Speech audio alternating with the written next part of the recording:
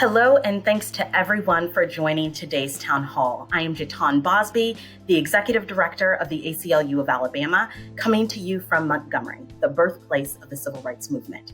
I am joined today by three of my amazing colleagues in New York from the National ACLU, experts in their fields who fight relentlessly every day for reproductive freedom, transgender equality, and voting rights. Brigitte Amiri, Deputy Director of the ACLU's Reproductive Freedom Project, Chase Strangio, Deputy Director for Transgender Justice at the Jon L Stryker and Slobodan, Randjelović LGBTQ and HIV Project of the ACLU, and Dale Ho, the Director of the ACLU's Voting Rights Project. Many of you may recognize them as the attorneys featured in the award-winning documentary, The Fight, produced by Kerry Washington, among others, and released by Magnolia Pictures. So today is a reunion, and I am honored to be a part of it. And let's not forget that we're still fighting, and really that's the context for today's conversation. It leads us right into what we will be discussing today, which are the bills in state legislatures across the country that are attacking our civil liberties and civil rights, specifically our constitutional right to abortion, our right to be free of discrimination based on sexual orientation or gender identity, and our fundamental right to vote. During today's town hall, we'll discuss these attacks in more detail and how the ACLU is responding and what you can do to help. So now let's dive into the scale of these nationwide threats. So I know many others are optimistic about the possibilities of this new federal administration.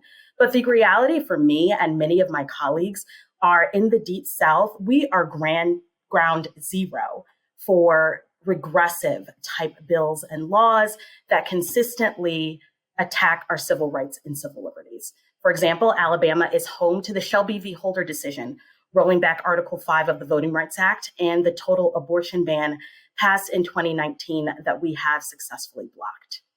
And we're still in legislative session right now, still combating these bills around the clock.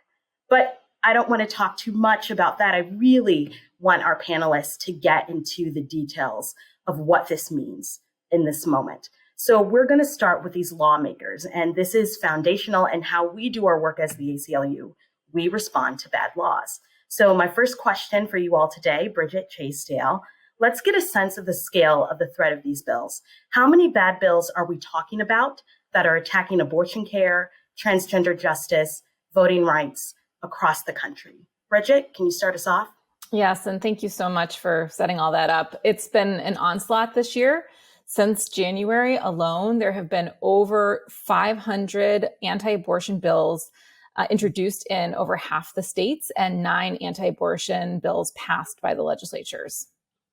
Chase, can you also share some details with us? Yeah, also happy to be here. So, always thrilled to be in this fight with you, JaTaune, and my national ACLU colleagues. This truly is the worst year I've ever experienced in our state legislative battles. On the trans justice front, we've seen over 100 bills filed attacking trans people since January of 2021, with 6 bills so far signed into law and new bills filed seemingly every hour. Dale, can you give us a sense of how many bad bills there are in the scale of this threat? Just this year alone, more than 260 bills have been introduced in more than 40 states that would make it harder for people to vote. A lot of them are targeting the vote by mail process, which more Americans used in the 2020 presidential election than in any previous election in American history. Thank you all for that context. And as frustrating as it is, the truth of the matter is we see this happen in Alabama every legislative cycle.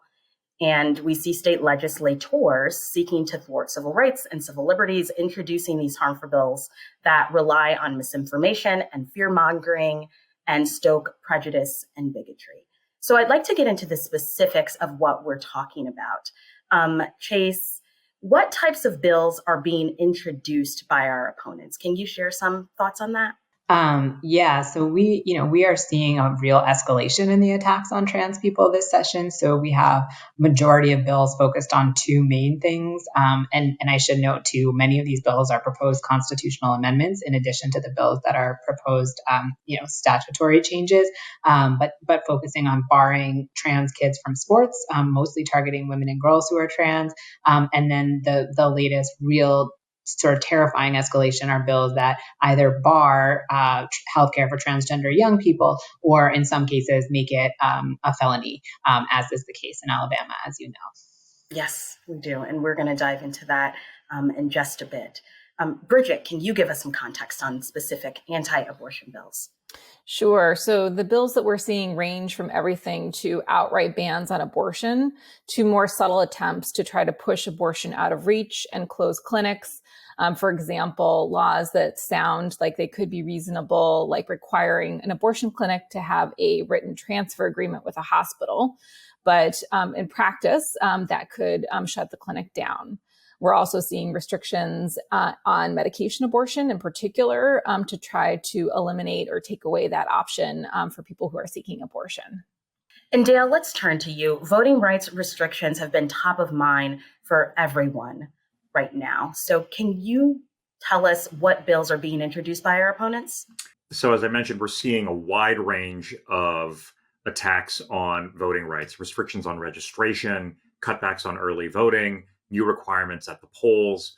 About half of the restrictions that we're seeing are on the vote by mail process. Who's eligible to vote by mail, procedures for getting a ballot, how to return a ballot, who can do so, and the amount of time that you have to do that. We've already seen restrictions on voting by mail enacted in Iowa and Georgia, and we're monitoring very carefully for additional restrictions in places like Florida, Texas, Arizona, Montana, and Michigan. Thank you so much for that. I'd like to take some time to dive into each of these areas individually and give you all some space to share more specifically what we are up against. As you all know, in Alabama, abortion access, LGBTQ equality, and voting rights are foundational in the work that we do. So I'd like to start off with reproductive freedom and abortion access. We know that anti-abortion legislators have spent decades attacking abortion, so much so that reproductive health care has been pushed out of reach for many across this country, particularly in the Deep South, the Midwest, and the Great Plains. And now in this post-Trump era, the federal judiciary, including the Supreme Court, is more hostile to the right to abortion than it has been in years. We often say here, but for the ACLU of Alabama, abortion would not be legal and safe in our state. So, Brigitte, I'd like to jump in. Before we even dive into this wave of new bills, can you walk us through how limited access to abortion is already? Absolutely. And you're absolutely right that abortion has been incredibly restricted in Alabama over the years, including lots of different bills that have passed, some of which we've been able to challenge successfully and others which we haven't. There are only a handful of abortion providers in Alabama. Over 90% of the counties in Alabama lack an abortion provider. There's a law that requires patients to visit the clinic 48 hours before they get their abortion to receive biased counseling before they can proceed with their abortion. There's also a parental consent law. There is restrictions on insurance. So if you purchase your health insurance on the state exchange, you're unable to get most abortion coverage. And that's true also of the federal insurance coverage through Medicaid. And obviously, these restrictions hit the people who are most marginalized the hardest. So it's really a full design to push abortion out of reach from people who need it. And in 2019, as you say, we saw Alabama ban abortion outright. a near total ban on abortion. And we do have that blocked in the courts right now. And unfortunately, last year, during the pandemic, the state tried to use the pandemic as a guise to eliminate abortion access in the state as well. And we were able to block that measure as well. So already we're dealing with a landscape of heavily restricted abortion access. And Alabama really does represent a lot of what's happening in other states as well. Anti-abortion legislators and the anti-abortion activists have these copycat laws. And so what you see in Alabama, you see often in other states as well. Absolutely. And to your point, we have 5 abortion clinics in the state. And in the last 10 years, luckily with the support of the RFP project, we've had 7 distinct challenges to 8 different laws and regulations in this state. And right now we are fighting HB 377, which is a ban on medication abortion. So I'd like to get into the next question here. A longtime strategy of anti-abortion extremists have been to chip away at abortion access while leaving the legal right in place, even if in name only. How does this latest wave of anti-abortion bills further this strategy, and who is most affected? You're absolutely right that we're seeing bills both on the chipping away aspect, pushing abortion care out of reach, which had been the other side's playbook for many, many years, is let's leave Roe versus Wade intact, but let's live in a country where no one can get an abortion because of all of the restrictions put in place, or the intimidation tactics that are used on to try to scare people from entering the profession of providing abortion, or people who are seeking abortion to intimidate and shame and stigmatize them as well. So now we're seeing also attempts to ban outright abortion with the hopes that Roe versus Wade will be overturned given the new makeup of the Supreme Court. So we're really fighting this battle on multiple fronts with different strategies. And so we're really, seeing that play out in Alabama with the various abortion restrictions as well. And obviously, in terms of who this impacts, it's the most marginalized individuals, people with the fewest resources, people who are living in rural areas. It's really difficult to travel to an abortion provider. And sometimes people have to travel hundreds of miles to obtain access to abortion. And young people as well. So really, this is who it's hitting the hardest. And this has always been true before Roe versus Wade was decided. People who had means could obtain an abortion. And that is true today. Where there are all these restrictions, the people who have the fewest means are hit the hardest. And if we do have a situation someday where Roe versus Wade is overturned, people with means will be able to obtain an abortion, and people without will suffer the consequences the most. Thank you for elevating that. We know that this is a critical issue now that Justice Amy Coney Barrett sits on the Supreme Court, and we have over 200 other Trump appointees on the federal bench. So I know that this is really shifting the dynamic and empowering our opponents in many ways. Can you tell us how our supporters can help and how the ACLU is continuing to respond to this new landscape? Yeah, absolutely. I mean, everyone getting involved in the issue is critically important. I mean, our first tactic is try to stop the bad bills from being passed. And if they do pass and they violate the Constitution, then we challenge them and hope that the courts will block them. And I do want to say, even though that there has been a shift and we are fearful of what may happen in the Supreme Court, given the makeup, we will still go to court and we will still fight. And we will still do everything that we can to block these bad bills. So contact the ACLU affiliate in your state. Look into the reproductive rights, justice, and health community in your state to see how you can plug in. Sign up for action alerts. Volunteer with your local reproductive rights, health, and justice community. And all of these mechanisms, all these tactics will be necessary for us to eventually secure the right and to make sure that people will be able to obtain abortion care regardless of where they live and regardless of how much money they make. Thank you so much, Brigitte. It is your work that allows abortion to be safe and legal, particularly in the state of Alabama. Thank you. So I'd like to shift now to Chase and talk about transgender justice. Over the past few decades, historic progress has been made for LGBTQ equality, including the ACLU's marriage equality win in the Supreme Court in 2015. But there's also been tremendous backlash, particularly targeting transgender and non-binary folks. And the 2021 legislative session has seen the highest number of anti-transgender bills ever introduced. For example, in Alabama, we are fighting HB 1 and its companion bill SB 10, which are two healthcare bills, and HB 391, which is a bill that chooses to block transgender youth from playing sports. But Chase, I'd like to get into these in more detail. Why are these anti-transgender bills happening now? What is their goal and why are they harmful? Yeah, thanks. And it makes sense to follow from Brigitte, because in many ways, what we're seeing is sort of a mapping onto the anti-abortion playbook in attacking trans people and attacking trans bodies. This is very, similar in terms of the backlash and in terms of the escalation of tactics, both in trying to create outright bans to people's survival needs and also chipping away on access. So, we're going to see a lot of themes here and sort of what's going on in these different contexts.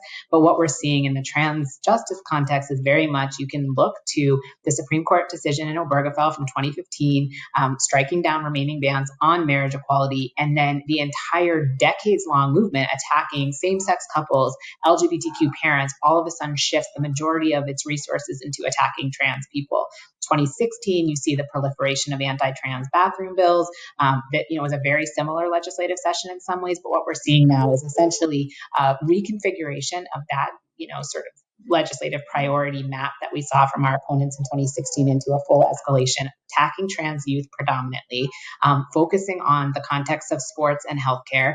I think really, though, what we have to understand is underlying these bills is a goal to stop people from being trans. You hear it in the hearings, both in the sports bills and in the health bans, and particularly in these bans on healthcare. I think it's really difficult for people to appreciate how deadly they are, but what they're going to do is take away ongoing medically necessary and life-saving healthcare from young people. In the case of Arkansas, which just passed a bill barring healthcare for trans young people, it goes up to 18. Alabama's bill goes up to 19. A bill that was filed in North Carolina goes up to 21. You can see that the objective is to take away healthcare overall, increasing the age, slowly decreasing access. Alabama's bill is HB 1. It was the first bill filed. And so that shows that they're prioritizing these attacks, making it a felony for doctors, parents, and sometimes the young people themselves to access this care that is, supported by every major medical association. And it is not an overstatement to say that people are going to be so severely harmed that many will lose their life. And this, it is true that it also is going to make it particularly difficult for people who already have a very difficult time accessing care. I mean, we have to keep in mind, it's already difficult to get this care, but now it's going to be even harder. But even people with means aren't going to be able to get it, because this is care that can go on for 7 years. You can't go out of state for 7 years, and so really this is going to create an impossibility for people's survival, and that, unfortunately, I have to say, is the goal.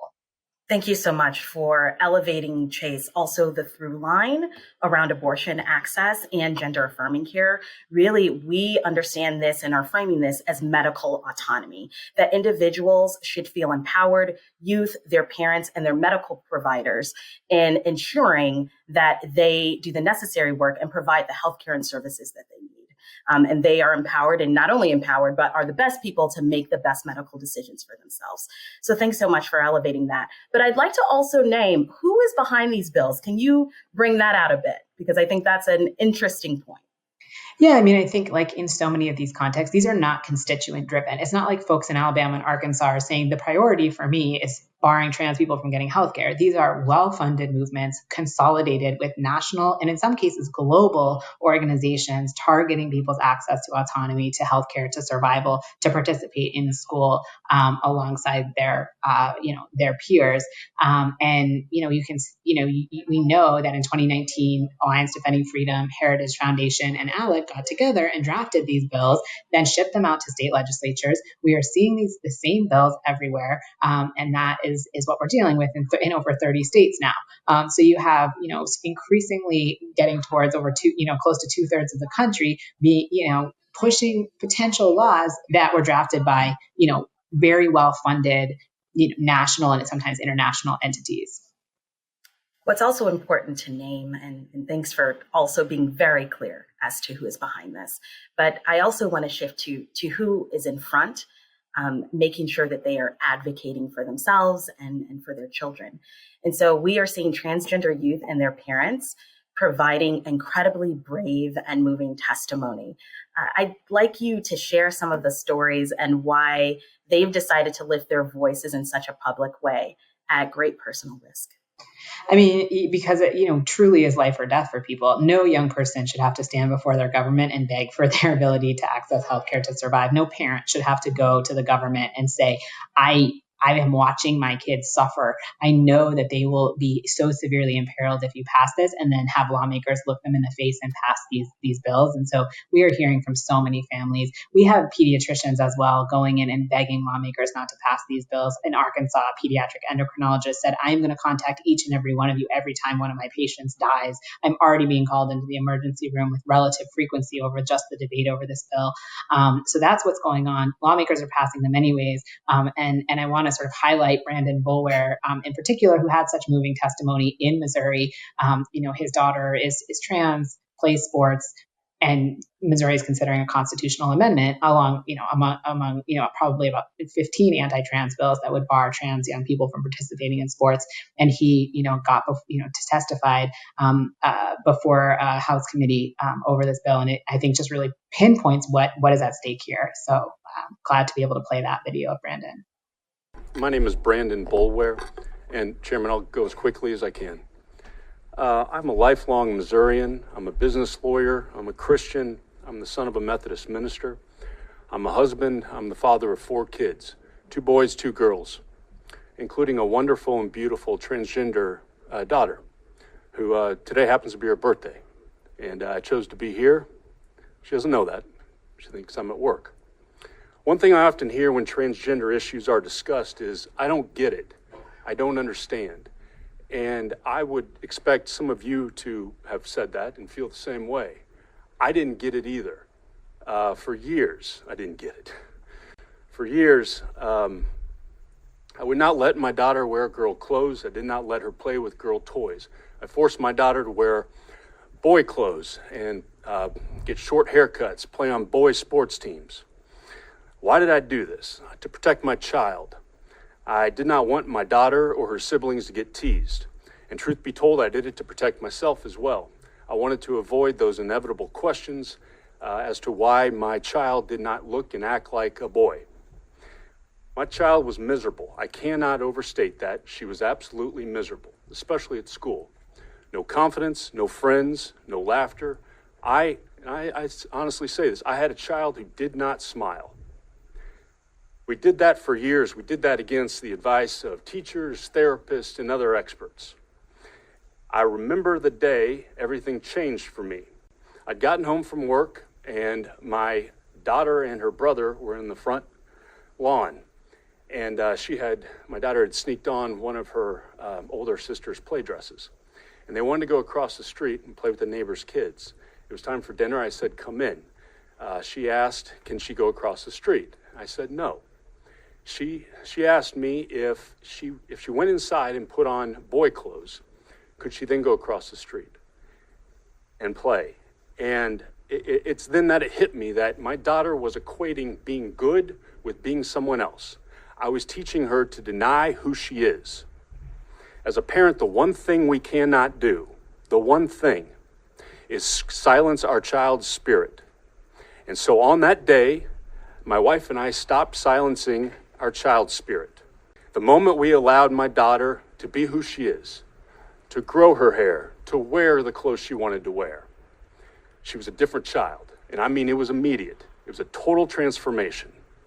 I now have a confident, a smiling, a happy daughter. She plays on a girls' volleyball team. She has friendships. She's a kid. I came here today as a parent to share my story. I need you to understand that this language, if it becomes law, will have real effects on real people. It will affect my daughter. It will mean she cannot play on the girls' volleyball team or dance squad or tennis team. I ask you, please don't take that away from my daughter or the countless others like her who are out there. Let them have their childhoods. Let them be who they are. I ask you to vote against this legislation. Chase, thanks so much for sharing that video. It's such a powerful story, and one of the stories that simply elevates the support and the love that parents are providing to their children. They are truly advocates in every sense of the word. I'd like to also mention there are some key states that you said we should be watching closely. Can you share with us what the ACLU is doing about these specific bills, and what can supporters do if they live in or out of these states? Yeah, I mean, unfortunately, it's so many states at this point. So I think everyone across the country should be monitoring legislation in their state on all of these topics and engaging with their, with their representatives. I think driving constituent contact is key. At the ACLU, we're engaged in, stopping the bills first and foremost, just like Brigitte said. We don't want these to become law. We don't ever want anyone to have to worry about, waiting for litigation to pan out to see if they can get their health care. But we are working to fight the bills. People can join us in that fight nationally, particularly where we were having veto campaigns targeting governors. And that's going on every week. New bills pass and reach governors' desks. So pay attention, engage with the national office, engage with our affiliates. And also we're reaching the point, not unlike the abortion fight, where we're going to have to fund people's healthcare in innovative and new ways. So connect with folks on the ground in these states. There are trans-led organizations where people are going to have to strategize ways to get people survival care. And we, of course, are going to bring litigation into court every place that we are able. There will be no healthcare ban that passes that will not be challenged in court. And we will just keep up that fight. Chase, thank you so much for sharing, and thank you for your deep commitment to this work. We saw voter turnout in the 2020 presidential election as historic. 159 million votes cast, shattering the record for the most voters to ever participate in an election in American history. Right after this historic turnout, the backlash was immediate. And right now, we are seeing state legislators introduce an avalanche of voter suppression bills in states across the country, including Georgia, which recently enacted a sweeping voting suppression law. So Dale, everyone has Georgia on their minds. State legislators who are introducing these bills say it's about election integrity and protecting the vote. What do the facts tell us in Georgia and elsewhere? What the facts tell us about Georgia is that the state had the most closely scrutinized election in possibly its history, and no evidence of any significant problems of fraud or unlawful voting. And yet, based on a supposed lack of confidence in the integrity of the election, which itself is the product of the big lie, the notion that there was some kind of fraud that cost Trump the state or the election generally. Now, the same people who have denied that lie are relying on it to justify restrictions on voting rights and restrictions that hit the modes of participation that people used in response to the pandemic and the ones that were disproportionately used by voters of color and Black voters in particular in Georgia. Thank you for that.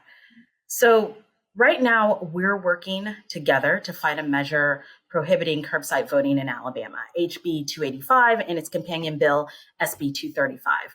What else are restrictive voting measures being introduced, and who would be harmed by them?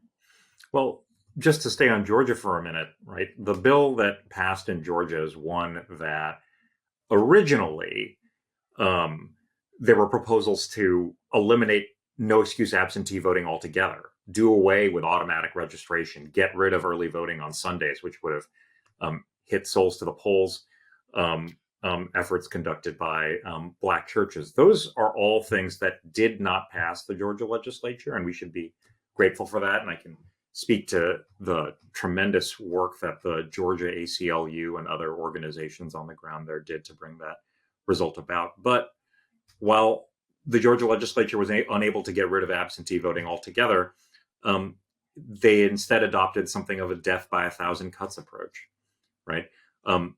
Local elections administrators can no longer affirmatively mail absentee ballot applications to voters. Voters have to affirmatively request them themselves in order to get them.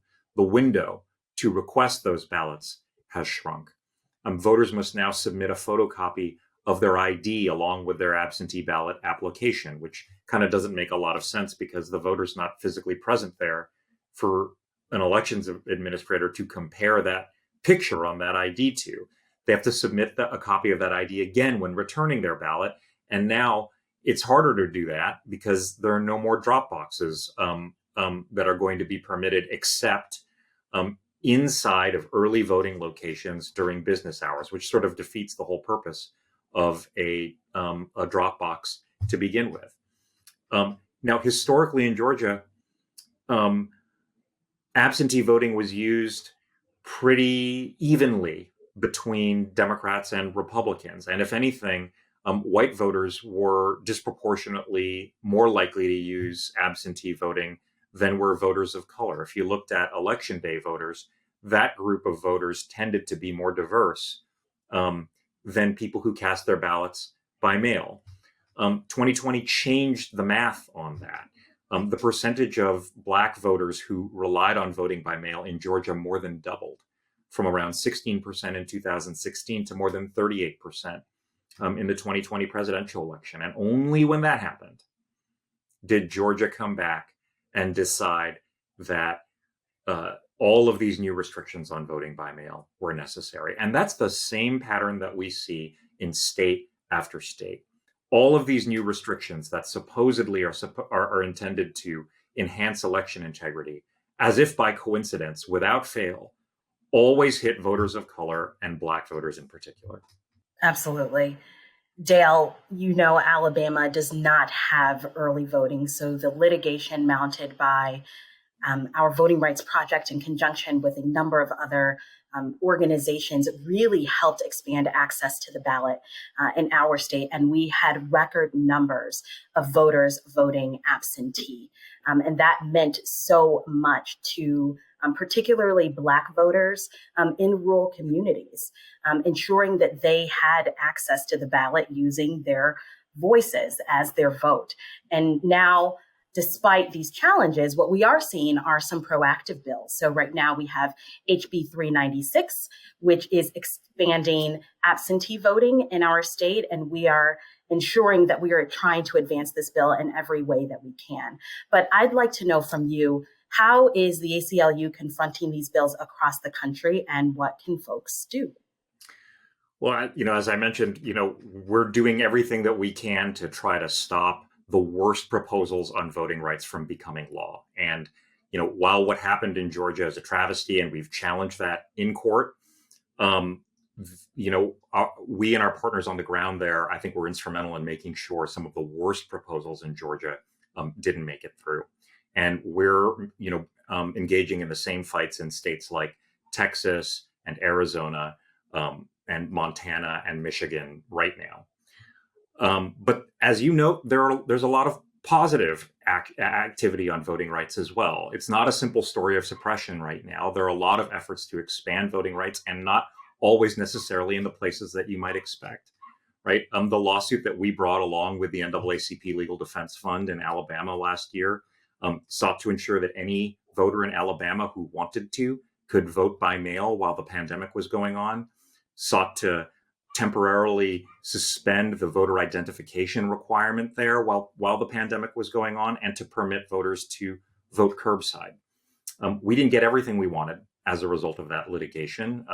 We got a great ruling from a trial court, but a lot of the relief that we got on these different provisions was unfortunately stayed on appeal, and voters didn't have access to all of those options on election day, except no excuse absentee voting, which while we didn't have it in name in Alabama, any voter who wanted to vote by mail was permitted to do so in 2020. And now we have this legislation that I know you and your team are working hard on shepherding through that would permanently allow everyone in Alabama to vote by mail, which is not a radical change. It's something that 34 states and the District of Columbia already permit voters to do.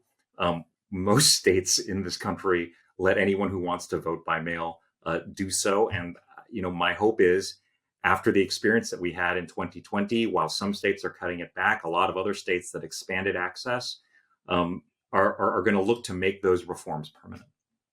Thanks, Dale, for sharing that. One of the biggest lessons I've learned regarding voting work in this state is the interactions with individuals. So we talk about the litigation work that expands, but there's so much work being done on the ground by organizers and activists and advocates that do this work and have done it for decades.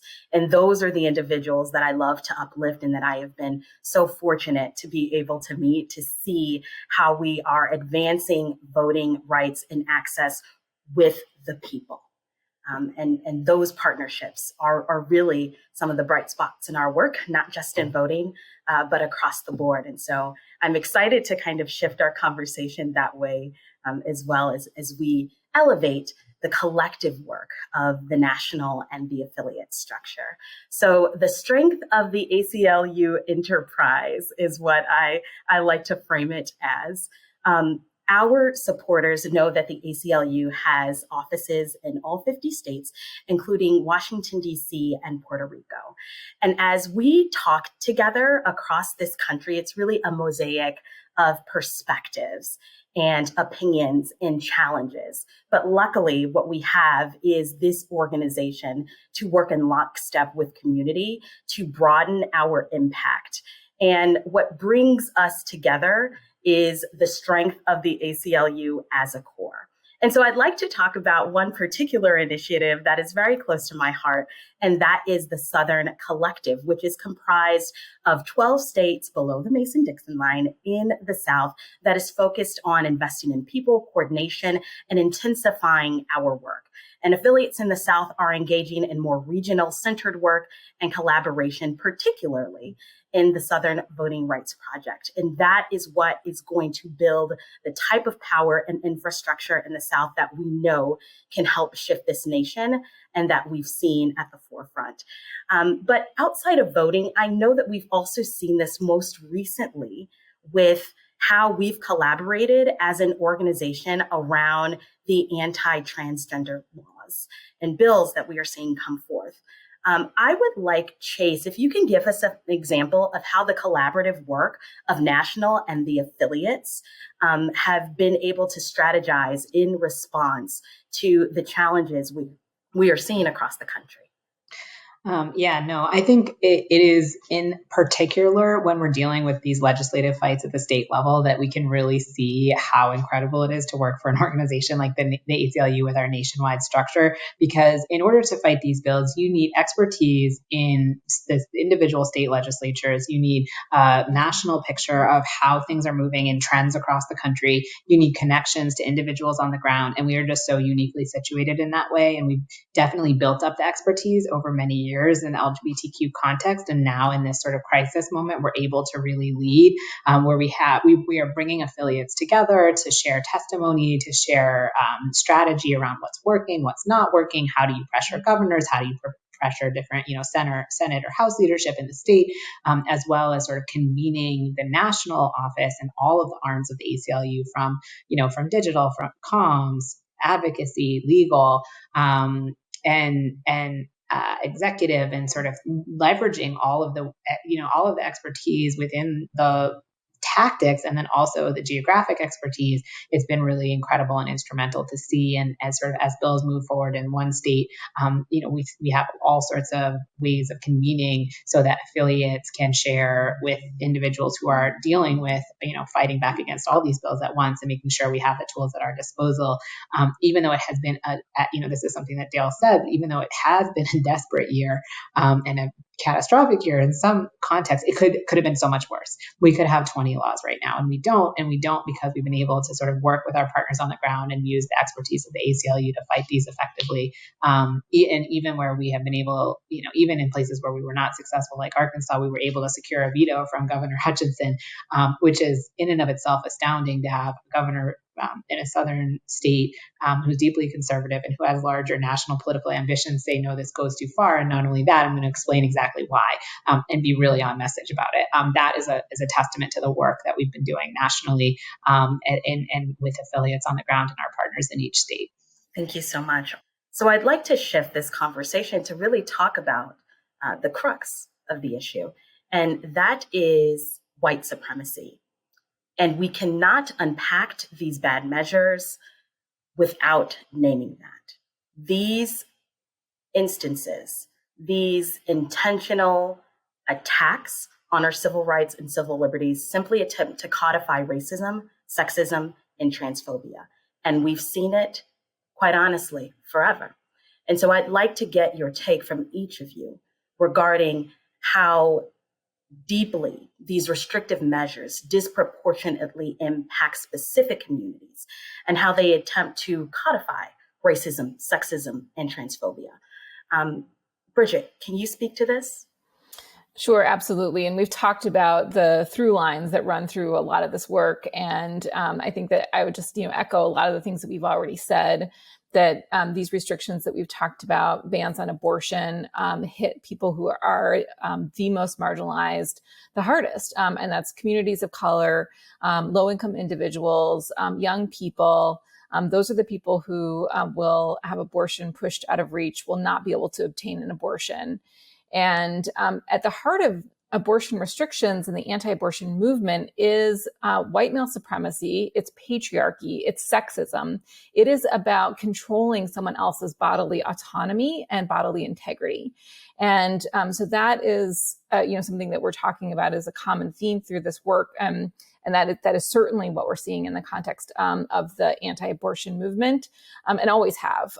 Certainly, not only women have abortions, trans men and non-binary individuals also have abortions, but a lot of the anti-abortion movement is designed to control women's body and women's place in society. And so I think it's important to name that. Thank you. Chase, can you provide us some additional context? I think it's really important when we're looking at measures that are designed to, like Brigitte said, sort of enforce the sex binary and control people's bodies. They're at their core, born of anti-Black racism in particular. They are colonial and imperial projects. You can sort of trace them through all of the sort of colonial powers and the ways in which bodily autonomy of people was subjugated through very much white European norms of masculinity and femininity. And that is very much what's going on here. If you look at the sports bills, they all implement some regime of sex testing and sex verification that has an incredibly racist history, and particularly an anti-Black racist history, where you can look at the way in which particularly Black women's bodies in sports are policed in very particular ways. And that is at the core of what's going on here. Trans people are largely pushed out of sports already. The discrimination is so severe. So what are these regimes going to do? They're going to police the bodies of largely cisgender women under norms of white femininity, which have been largely used to control the bodies of Black and brown people in the United States and around the world for centuries. And that is really what one of the animating principles behind these sports bills are. And then, of course, when you look at the healthcare bans, we know that anything that's going to impose criminal penalties and expand the reach of our carceral system is going to have disproportionate impact on communities of color, particularly Black communities in the South, where a lot of these bills are being pushed. And then the people who already have limited access to care are people who have been systematically disenfranchised on purpose over the centuries of racism that have defined this country. And that's what we're seeing in all of these measures.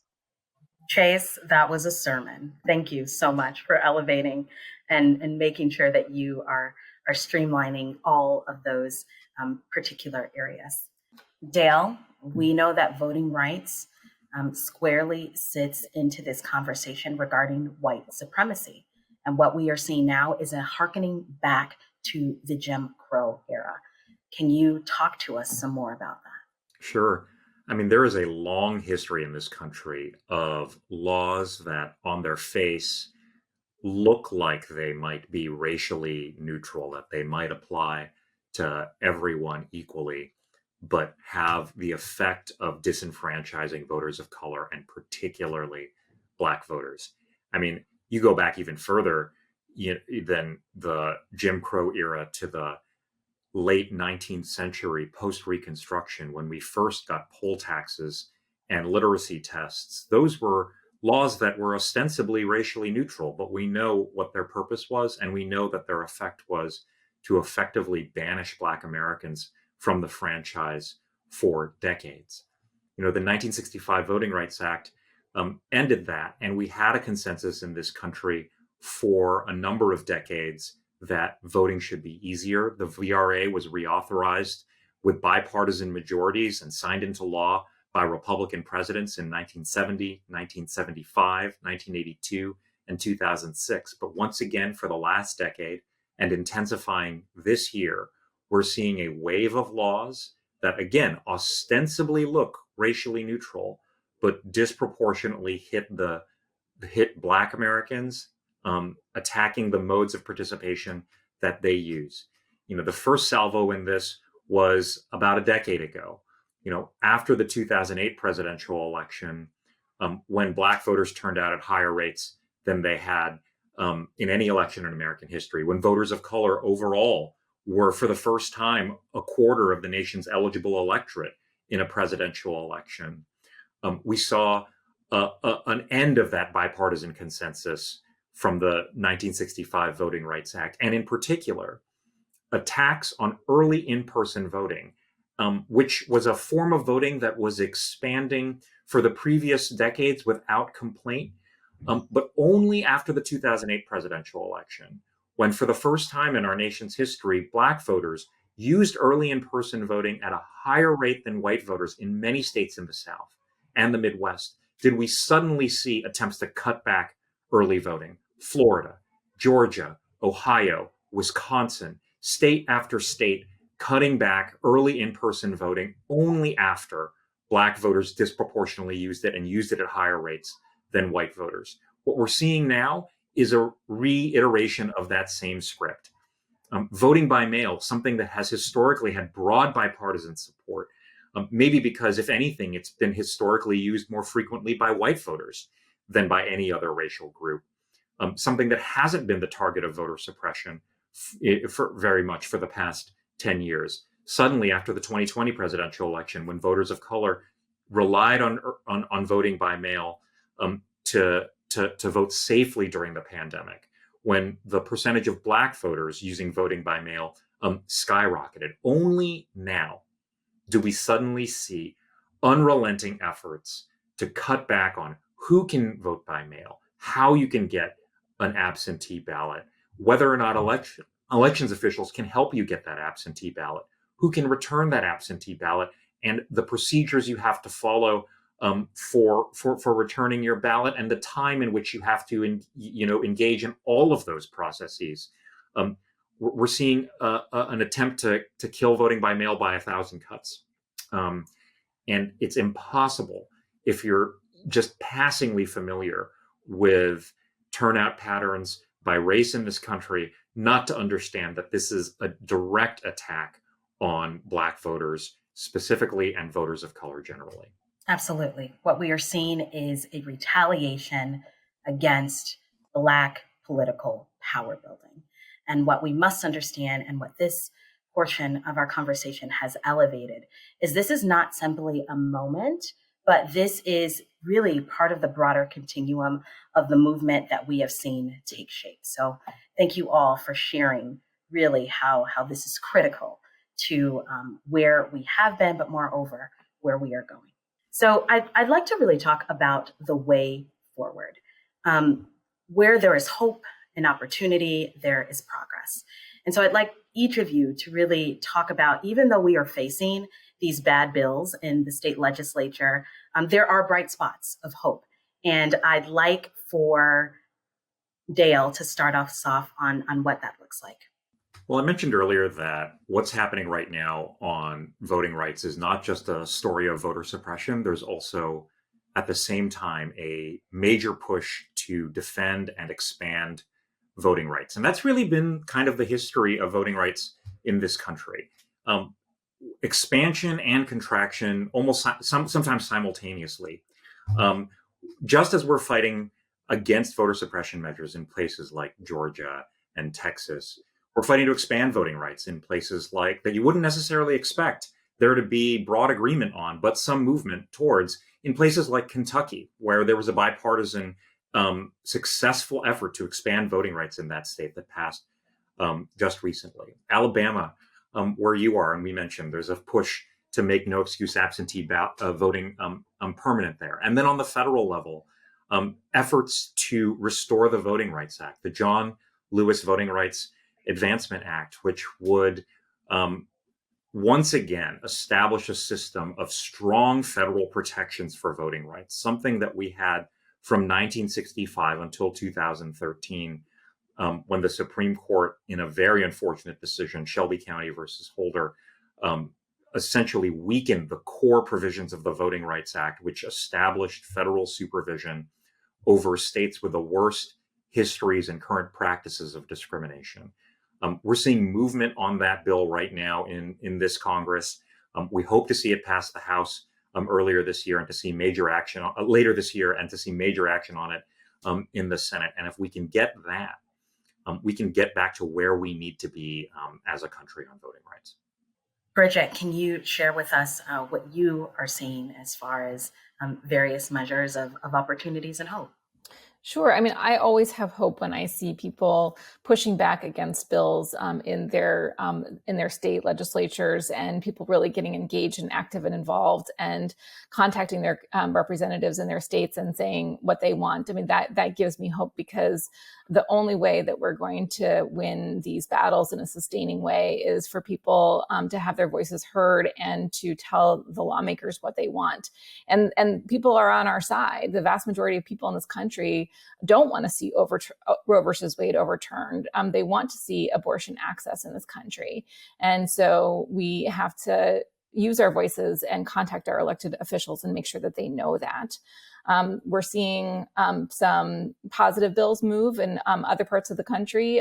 For example, New Mexico, Massachusetts had recent wins. And there are also measures at the federal level that folks can contact their lawmakers about and ask for them to pass as well.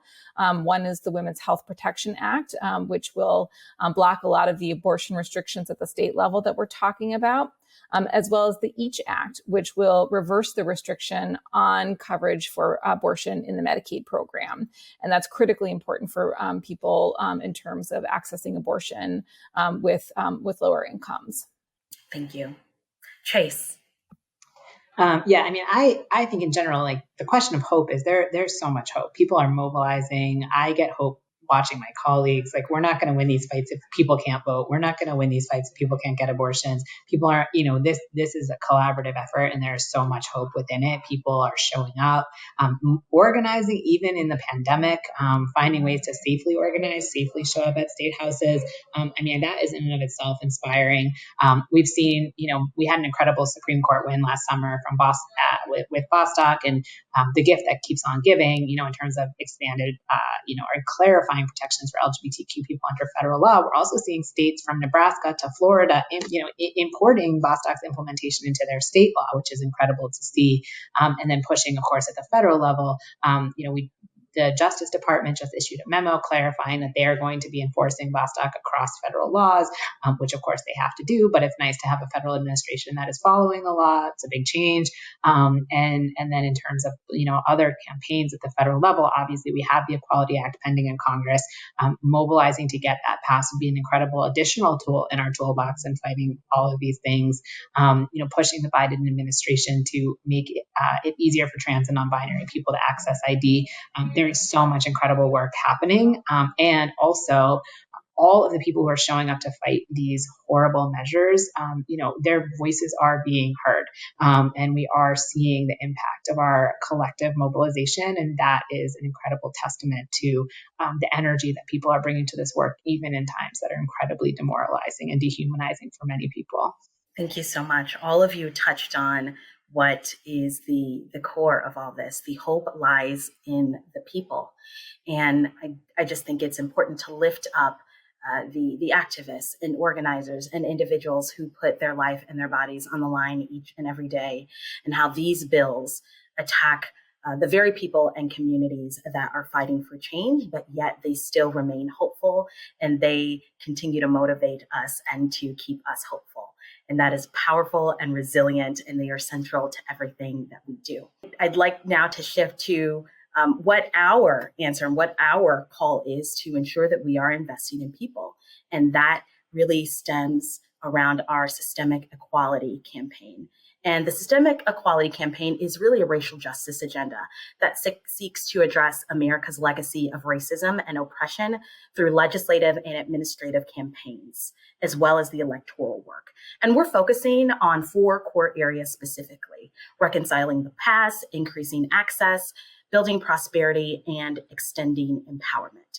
Together, with millions of ACLU activists and supporters, we aim to build a nation where every person can achieve the highest potential, unhampered by structural and institutional racism.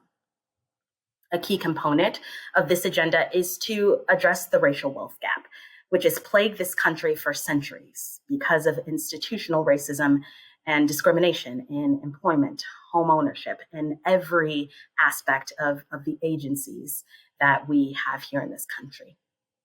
So addressing the racial wealth gap, while it's a priority of the Systemic Equality agenda, it also speaks to reconciling the past and ensuring that we are focusing and making sure that we are expanding access in various areas, and including voting.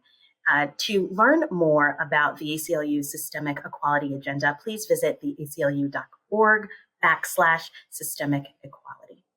So now it is the time for closing. I want to thank you all, Brigitte, Chase, and Dale, for having this conversation with me today. It's been such a pleasure. And I'd also like to thank each of you. We could not do this work without your support and engagement and activism, and we are deeply grateful for having you join us today. I'd like to close and say goodbye, but also leave you with some lyrics to a song that was uplifted during the movement. We're going to keep on walking, keep on talking, and march towards freedom and liberation together. Thank you, and goodbye.